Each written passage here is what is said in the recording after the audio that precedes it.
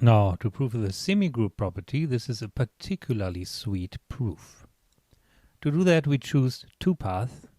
The first is gamma 1 is gamma r, the path we just constructed. And the second one is gamma 2, which is gamma r moved to the right by a constant c. Let's plot this out. So here's my complex plane. Gamma 1 would be this path here. And gamma 2 is really just a movement to the right with the same thing. So this would be this gamma 2.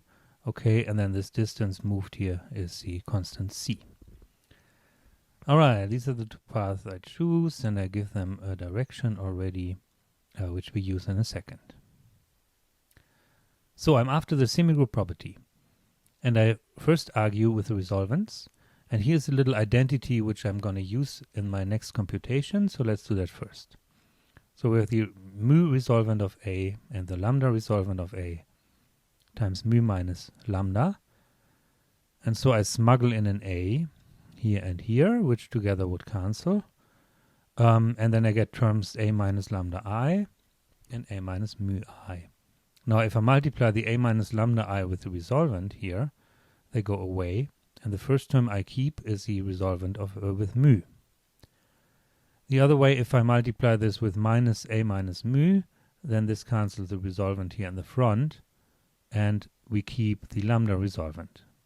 What we need here is that we can commute resolvents and terms of the form A minus lambda I, and we can, which you can see by using the Neumann series, for example. Okay, so then from this we actually get that R mu A, R lambda A is the same as R mu A minus R lambda A divided by mu minus lambda.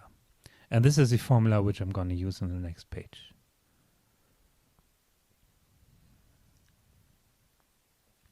So let's jump right in. So this is now really sweet. I take 2 points, Z1 and Z2, both in the smallest sector, sigma delta prime.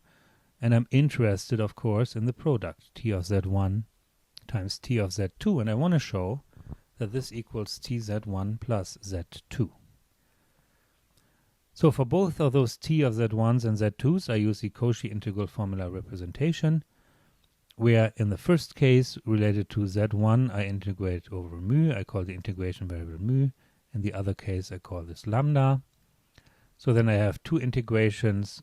For one, I use gamma 1. For the other one, I use gamma 2.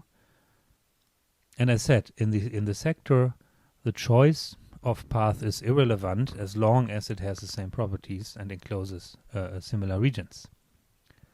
Yeah, then we have e to the mu z1 with the resolvent mu. We have e to the lambda z2 with the resolvent in lambda. And now here's a product, resolvent of mu times resolvent of lambda, and I use what I just did in the previous page, so this is a difference in the resolvents divided by mu minus lambda.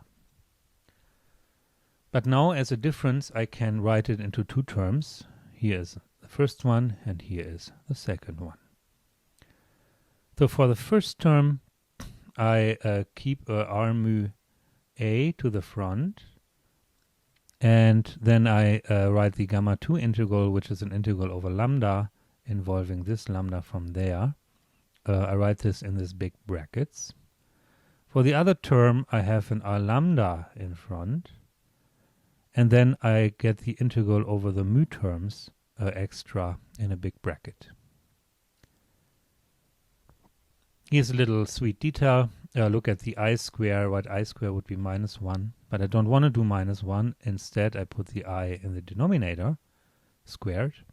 So then I can use a factor here and here and here and here, just to get it into the right form for the Cauchy integral formulas. Okay, so if you take a close look, all the terms are still there where they should be. And now I would like to look at these terms in the brackets. And this is going to be fun. So let's do the picture again. So then this is gamma 1. And then maybe further here, just to have a bit space to plot, this is gamma 2. Now let's take a point lambda in gamma 2. Let me change my colors, or maybe do this one. So let's call this lambda in gamma 2. Gamma 1, I'm going to now close to a loop. I go very, very far, huge radius, and then come back this way. So this makes me a loop for gamma 1, where then I send the radius of this loop to go to infinity. But no matter what I do with this loop, it will never include the point lambda. The point lambda is simply, happily, outside. So this means the integral over this function now has no pole inside my loop gamma 1.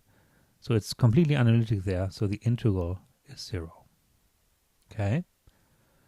So the gamma 1 integral over mu z1, now I have to go back here, so this fellow is actually equal to 0. Oh, that is nice. So let's do the same thing for the other integral in the big brackets, but if it's 0 as well, we're in trouble. So let's see. So now I take a point mu in gamma 1. And let me change my colors once more, maybe red. It's time to be red. So here then I take a point mu, and I extend this curve, also going around, really huge. Okay, and so it will always include mu. Okay, now mu is inside the path of gamma 2. Oh, okay. So then this means the pole here, if I integrate over lambda equal mu, is inside the domain gamma 2. And this is like a closed integral here. So by the Cauchy integral formula, we get e to the mu z2.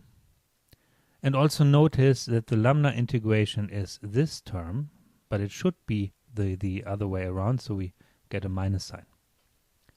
Minus e to the mu z2. So let's go back to the long formula there. So then this is here minus e to the mu z2. Okay? And the other term was 0. So what does it look like?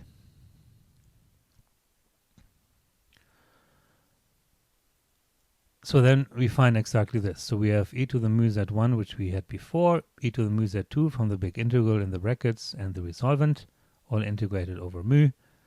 And now we got a minus sign, which I explained. So then we work this with the I, and we get the I to the top. The exponents do the exponential thing, and we get the semigroup property. Now, this is really nice. In the end, you know, if you look here, it in the end comes down to the properties of the exponential function. This is really fun. Good. Let's look at the strong continuity as well. There we use actually a very similar construction. We again take the path gamma 1. Gamma 1. And here I look at the point 0. And now the 0 is again inside this path. So I can use the integral formula again, and I get this as integral 1 over 2 pi I, integral over gamma 1 e to the mu z divided by mu is equal to e to the 0, which is 1. Then for the next calculation, I need another identity. So mu I minus A inverse AX, the same as mu I minus A inverse X minus X. Now we can see this by moving the first term to the left. Good. Then let's look at continuity. So t of zx minus x, and we want to send z to 0. By definition, t of z is the integral. So that is this bit. And then what we did before earlier here, we can also write the constant 1 as an integral with the factor 1 over mu, which we did here. And then I use the relationship I just derived earlier to get then this term here. And now this can be estimated. So let's look at this in the integrand. E to the mu z divided by mu. So e to the mu z, we can use again the sign estimate, which we had before. For the resolvent, we use m epsilon divided by mu. and we have one mu in addition, so we get a mu square there, and the ax is estimated by ax. And so then as z goes to 0, this converges to m epsilon over mu ax squared ax for z to 0. And this means we can do the same limit in the integration, so that the limit as z goes to 0 in this smaller sector sigma delta prime. This is the integral over a uniformly bounded and analytic integrand. So now x is fixed, okay?